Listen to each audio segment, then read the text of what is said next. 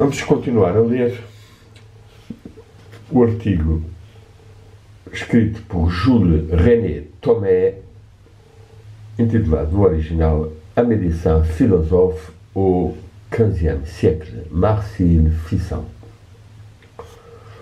Um médico filósofo no século XV, no final do século XV, que foi médico e alto filósofo e espiritualista na corte dos Médicis em Florença, e sobretudo na sua academia própria, a Academia Platónica de Careggi, onde se reuniram altas individualidades do Renascimento, como Botticelli, Ficino, Pico da Miranda e Landino, Poliziano e mais alguns. Vamos ler agora a segunda parte deste artigo, em que o autor leu o De Vita, que é uma obra valiosa e bastante pioneira e ao mesmo tempo recolhedora de muitas tradições antigas de saúde e de magia curativa, de sabedoria astrológica também, e selecionou umas partes e comentou, por vezes, generalizando como se fosse uma regra para toda a gente, ou como tivesse uma periodicidade de toma de medicamento ou de realização, tirar 4 onças de sangue de manhã e tantas pela tarde, com uma incisão no braço esquerdo, como SUS, que é apenas uma recomendação que Ficino faz para certas circunstâncias, para certas pessoas e não para sempre. Hoje em dia isso está muito ultrapassado completamente, e sabemos até que alguns personagens importantes morreram por esse excesso de sangue que se lhes tirava. Vamos agora voltar à leitura e tradução, pedindo desculpa mais uma vez por ler e traduzir pela primeira vez. Não nos vamos demorar sobre este regime alimentar dos velhos ou idosos e vamos passar já imediatamente ao ouro potável, ao leite de mulher, às absorções de sangue, aos odores e aos anos climatéricos. O ouro, consagrado a Júpiter pelo seu brilho, é mais que qualquer outra substância apto a preservar os humores da corrupção. Mas é preciso torná-lo subtil para ser assimilado, e assim incorpora-se com este efeito, com açúcar branco, numa decocção de flores, de borragem, de bugloss e da melice, quando a lua ocupa o signo do Carneiro, do Leão ou do Sagitário, ou seja, signos de fogo, e olha, está diante do Sol ou Júpiter. Nos septuagenários, muitas vezes, a árvore humana seca-se pela rarefação do humor, para que ele renasça, é preciso regá-lo com o ligor humano e juvenil, que se escolha uma mulher sã, bela, alegre, temperada, e que uma pessoa beba com verdadeira vontade e aspiração o seu leite, na época da lua crescente, e que se coma logo em seguida pó do fenoil, que eu penso que seja o fucho, misturado a açúcar. O açúcar impede o leite de coagular no intestino e de putrefazer-se, enquanto que o fucho veicula-o de todo o corpo. É uma opinião muito antiga, que algumas magas antigas também, já de certa idade, chamadas vulgarmente as estrígias, bebem, sugam o sangue das crianças pelas forças das quais elas se rejuvenescem. À parte, também se dizia que as serpentes às vezes faziam isso. Porque é que os velhos não hão de beber o sangue do adolescente de boa vontade? Certamente são alegres, nos quais o sangue está com uma composição ótima, louvável, mas é demasiado abundante. 1 ou 2 onças por uma veia do braço esquerdo na lua crescente serão recomendados. As pessoas idosas retirarão também um grande proveito da fomentação da vicena, aplicada sobre o estômago e frequentemente levada até às narinas.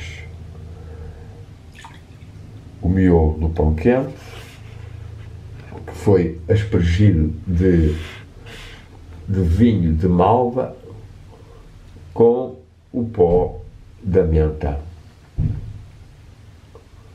Só por o olor deste pão, Demócrito, quando estava para morrer, reteve ainda o seu espírito durante 3 dias.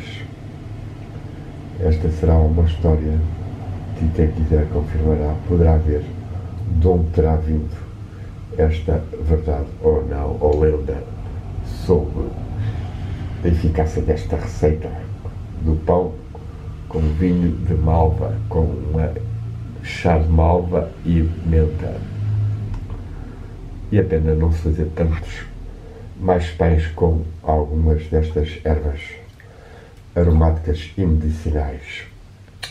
Continuemos. Em algumas regiões quentes e perfumadas, numerosos habitantes que tenham algumas fragilidades no estômago e o corpo não seja muito forte também, podem se alimentar só pelos cheiros.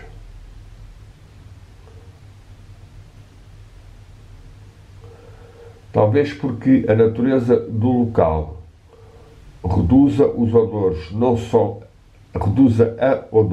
só todas as ervas e frutos, tudo o que provém delas, mas resolve em espírito, em forças vitais, etéricas, espirituais, os humores do corpo humano. E como o odor e o espírito são um certo vapor, aqui temos que ver que este espírito é não o espírito de centelha divina, individualidade, mas mais uma energia anímica, etérica, vital. Não é de espantar que se possa receber do outro uma alimentação. Para isso é necessário aos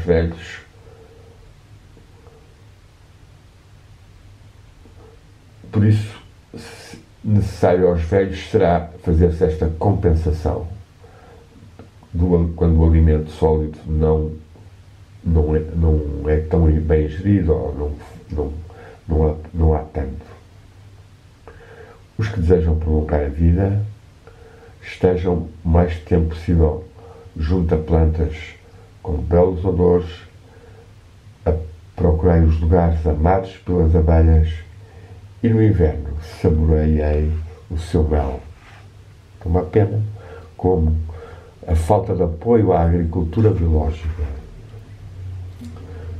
e o aumento de pesticidas e de outros aspectos como frequências eletrónicas vão fazendo escassear cada vez mais no planeta as abelhas e o seu mel, aqui recomendado no inverno por Massimo Ficino. Os magos, observador das estrelas, guiados por uma delas, encaminharam-se para o Cristo, trouxeram o tesouro precioso da vida, o ouro, o incenso e a mirra, oferecendo a Deus estes dons dos 3 planetas: o ouro por Júpiter, a mirra por Saturno e o incenso por Febo. Vinde, velhos ou idosos, ao pé dos magos, pois eles têm os presentes geradores da vida. Tomai 2 onças de incenso, uma de mirra, meio dracma de ouro, esmagai tudo, fazei-o fundir, formei umas pílulas com vinho dourado, e quando Diana ou a Lua beneficiar de um aspecto propício de Febos ou de Júpiter, será a altura ideal. Esta preparação encerra os 3 espíritos: o animal, o natural e o vital, e fortifica os sentidos, a inteligência e a memória. Estes espíritos que as pessoas idosas guardam ou evitam enfraquecê-los pelos prazeres venusianos, contra as múltiplas armadilhas de Vênus, tendo os olhos largos, diz Mercúrio, e Ficino faz o seu porta-voz. Cobri-vos do escudo de Palas, da deusa Palas, Atenas, contra as suas promessas acariciantes, fechai os ouvidos como ao canto das sirenes. Do mesmo modo que uma chama se extingue, seja pelo vento, seja pelas cinzas, assim nós dispersamos os espíritos por Vênus e nós sufocamos-los por Saturno. E a velhice, então, é mais rápida. Aqui podemos comentar este bocadinho. O Ficino está aqui a avisar que o excesso de prazeres sexuais enfraquecem o organismo, tal como também os excessos de prazeres intelectuais, de vigias, de estudos, enfraquecem mesmo, porque é o Saturno, e a velhice vem mais rápido. O organismo, seja físico, seja mental, é mais desgastado por esse excesso. Por isso é que os sábios pitagóricos diziam: nada em excesso. Era um dos princípios da tradição pitagórica e que continua válido. Evidentemente que todos os seres voltam e meia fazem alguns excessos, mas dentro de uma generalidade e de uma contextualização em que se torna de poucos efeitos. Contudo, pessoas que abusam muito deles e de álcool, ou de drogas, ou de esforços muito violentos, podem, de facto, enfraquecer partes do organismo. Os astrólogos repartiram as horas do dia segundo os planetas e igualmente os dias da semana. Estabeleceram as suas influências para cada mês da gestação sobre o próprio fetus. Não será que nós podemos dispor as mesmas influências para o ano? Como Saturno governa o fetus no primeiro mês e a Lua no último, assim, nascido a criança será no primeiro ano sob a potência da Lua, no segundo de Mercúrio, na terceira de Vênus, no quarto do Sol, quinto de Marte, sexto de Júpiter e no sétimo ano, o de Saturno. A mesma ordem, estando assim repetida todos os 7 anos. Esta tradição foi mantida por alguns ocultistas, e estou-me a lembrar de Rudolf Steiner, que tem mesmo uma análise biográfica como exercício e como diagnóstico que se pode fazer a partir destes ciclos de 7 em 7 anos. Cada 7º ano da vida marca assim uma grande mudança no corpo, e por esta razão é muito perigoso. E os astrónomos gregos chamaram estes anos os climatéricos.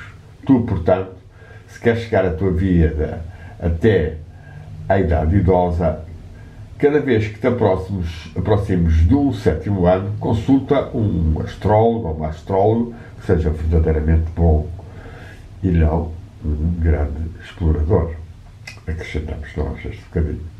Ptolomeu revela-nos que, por certas imagens fabricadas em certos metais e de certas peças, sobre certas pedras, sob um certo tasto, pode-se tornar a vida próspera e longa.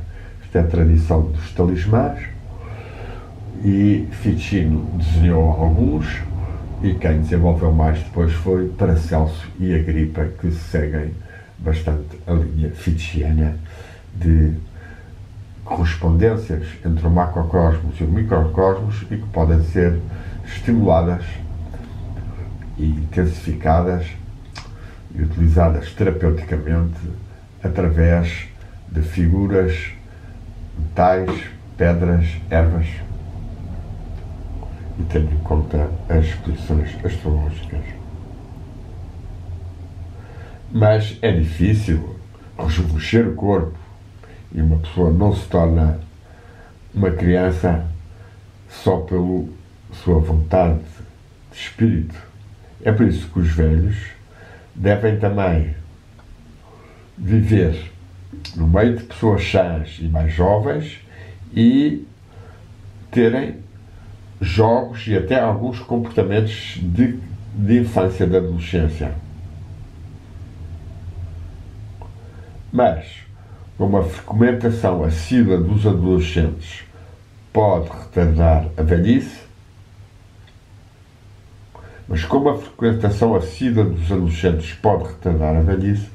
é preciso consultar sobre este ponto o púdico Sócrates. Aqui haverá uma referência à contemplação de formas belas e ao convívio com pessoas harmoniosas que têm efeitos na própria psique e corpo humano. Nos primeiros capítulos do livro 3º, da Vita Celestis Comparanda, Marcílio Ficino expõe o panteísmo emanativo dos neoplatónicos. O mundo é um animal vivo em si que, como qualquer outro animal, mas mais perfeito. Portanto, como em nós, o movimento de um membro tem repercussão sobre os outros, assim a ação dos membros principais do mundo mexem os membros inferiores e o universo planetário, na sua revolução, através dos signos do zodíaco, exerce uma influência sobre o universo terrestre. Nós podemos recolher os benefícios celestes, pondo-nos em acordo ou sintonia com a natureza dos astros. Toda esta noção tem sido hoje mais comprovada pela própria física quântica, com as ideias de sincronicidade, não localização e o comportamento em partícula yoga. E o investigador psicológico e científico Dean Radin tem mesmo esse livro interessante chamado Entrelaçamento das Mentes, ou às vezes há quem diga emaranhamento das mentes, que é de facto a tal constatação pela ciência deste princípio que antigamente se chamava também a anima mundi. Há uma alma do mundo que liga todos os seres, como Ficino falou e outros referem também a tal Pico della Mirandola ou Giordano Bruno. Astrologicamente, o signo Carneiro rege a cabeça, o touro, o pescoço, os gêmeos, os braços, o câncer, os pulmões, o leão, o coração e o fígado, a virgem, os intestinos, a balança, os rins, o escorpião, os órgãos genitais e o sagitário, as coxas, o capricórnio, os joelhos, o aquário, as pernas, os peixes, nos pés. Evitar-se assim que tal membro ou tal órgão seja tocado pelo ferro ou pelo fogo, quando a Lua ocupa o signo correspondente, pois isso vai aumentar os humores nessas partes interessadas e diminuir a força. O ser humano, o homem em si mesmo, é já, por si próprio, conformado com o Sol, Mercúrio e Júpiter. O Sol, pela sua estatura direita e bela, pela subtilidade dos seus humores, pela claridade do som do seu espírito, pela perspicácia do seu pensamento, pelo seu desejo de verdade e de glória. Por Mercúrio, pelo seu caráter versátil, e a Júpiter, pela sua complexão temperada. Se queremos exaltar em nós a virtude latente do Sol, nós procuramos tudo o que é solar. O carneiro, o galo, o cisne, o leão, o crocodilo, o ouro, a mirra, o incenso, o aloés. Para Júpiter, escolheremos o topázio, o coral, o açúcar branco, o mel, o pavão e a águia. Para Mercúrio, a ágata, a esmeralda, os animais sagazes e vivos, como o macaco e o cão. Eis aqui algumas correspondências que Ficino provavelmente recebeu da tradição árabe e da Picatrix, que é um livro medieval que recolhia grande sabedoria, mas que também pode ter recolhido de Plínio e de Ptolomeu, e transmite aqui esta cadeia. Depois é um trabalho até interessante ver-se como é que Paracelso, Agripa, John Dee vão fazer estas correspondências para depois chegarem às do século XIX, com os ocultistas, sobretudo franceses, como Papus e Eliphas Levi e outros. Os pitagóricos parecem ter sido muito prudentes e, no receio das influências saturnídeas pelo hábito ou pelo costume de uma pessoa filosofar, vestiam-se de branco e procuravam luz. E isto é bem importante porque, como o mestre Poinaré explica num dos seus livros, Fantasma da Liberdade, Le Fantôme da Liberté, editado pela Médicis há muitos anos, um livro muito bom, da Gespente Freiheit, em alemão, explica que o pensamento do ser humano é possível pela absorção da substância espiritual ou psíquica que a própria luz contém em si. E aqui estamos a ver os pitagóricos, Ficino e este médico a voltar a isto, daí que seja recomendado não só pela vitamina D, mas também para um próprio funcionamento psíquico melhor, e depois da palavra, porque a palavra é, no fundo, uma emanação dessa capacidade, termos mais atenção e expormos mais ao sol.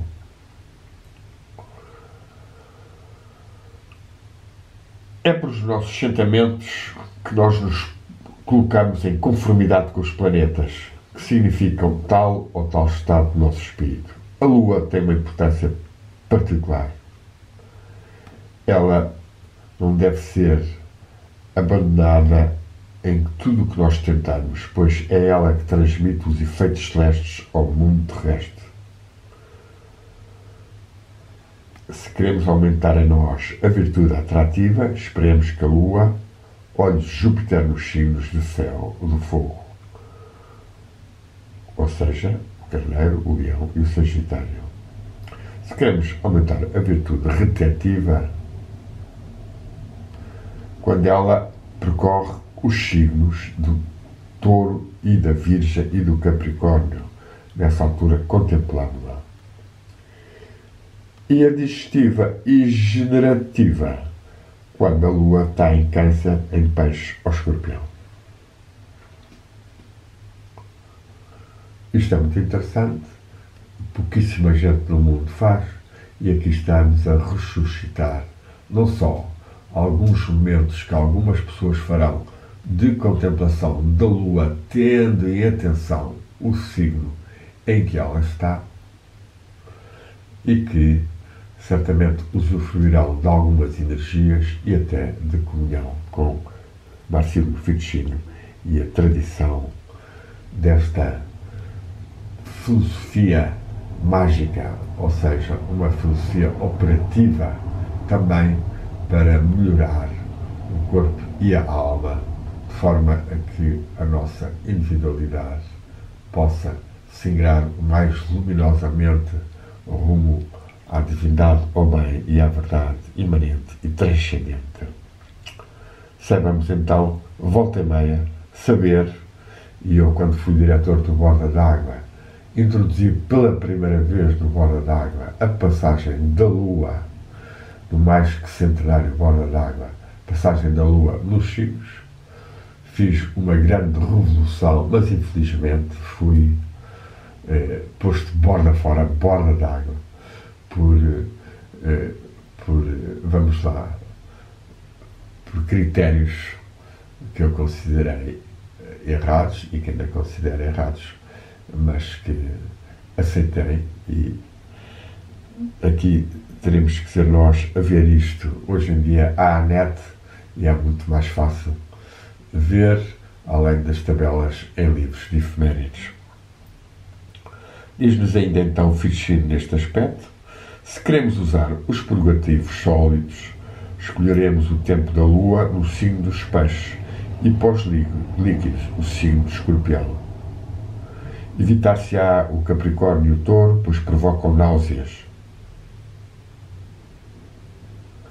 Quanto aos médicos, para a eficácia dos seus remédios, e esta também temos que ter em conta que era uma altura em que os médicos faziam os seus próprios remédios, frequentemente, ou davam as instruções a um farmacêutico que compunha com eles, vigiar-se-á, ou escolher-se-á aquele que tenha influências jupiterianas ou venusianas, pois são aquelas que são consideradas mais protetoras da vida, ainda que também as outras, evidentemente, tenham aspectos positivos. Os egípcios faziam gravar um escarbon, e escarbon eu penso que seja um escaravelho, sobre o seu anel para obter o vigor e a coragem. Aqui estamos a entrar já nas formas para talismãs, para imagens que atraem, na medida em que é uma forma ou uma imagem que vai entrar em nós e que irradia para nós e que sintoniza com as forças a que tal imagem nos mundos arquétipos está ligado, funciona nesse aspecto de circulação energética. Os egípcios faziam gravar um escaravelho sobre o seu anel para obterem vigor e coragem. Os antigos, para a vida longa, esculpiam a imagem de Saturno numa safira sob os traços de um ancião sentado sobre um dragão e levando uma mão acima da sua cabeça coberta de um véu e tendo na outra uma foice ou peixe. Ou então, e vamos para o tarot, para o arcano 9, o ermita, em que ele vai com a luz também, tendo na mão a lâmpada que vai dando a luz. Para a vida longa e feliz, a imagem de Júpiter é posta numa pedra clara ou branca sob o aspecto de uma pessoa vestida de amarelo, coroada ou sentada sobre uma águia. Se aproxima das representações de Zeus ou de Júpiter. Contra a timidez, à hora de Marte, na primeira face do Escorpião, a imagem de Marte armado e coroado. Contra a doença, a imagem do Sol sob a forma de um rei sob o seu trono. Para a alegria de Vênus, jovem rapariga vestida de amarelo e branco e tendo frutas e flores. Para a memória e o espírito, a imagem de Mercúrio sob o aspecto de um homem bariolé, tendo pés de águia assentados